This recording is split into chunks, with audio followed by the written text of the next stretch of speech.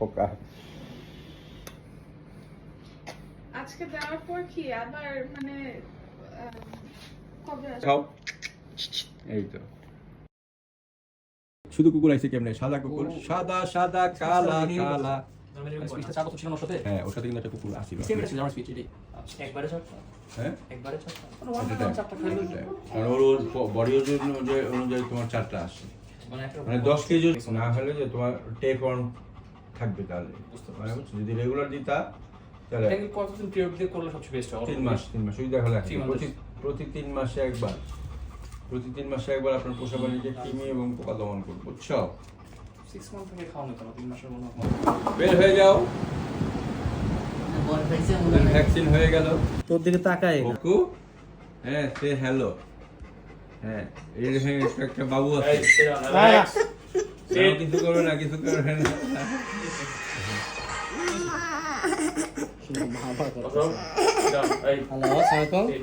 এই তোমার দুই বন্ধু এখনো আছে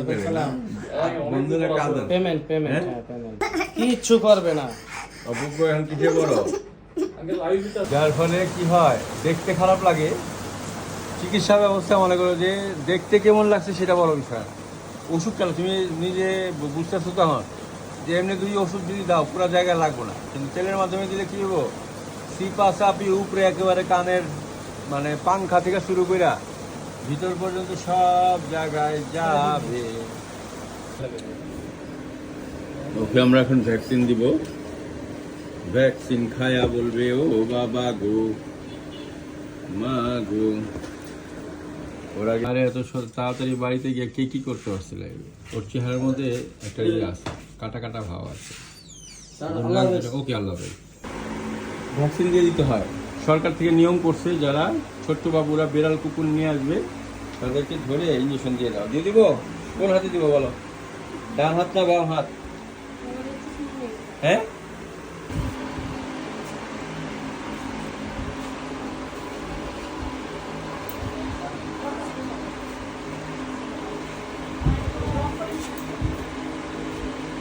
বেরো কাকু বের হও এই যে হান্ডা কাকু রে কাকু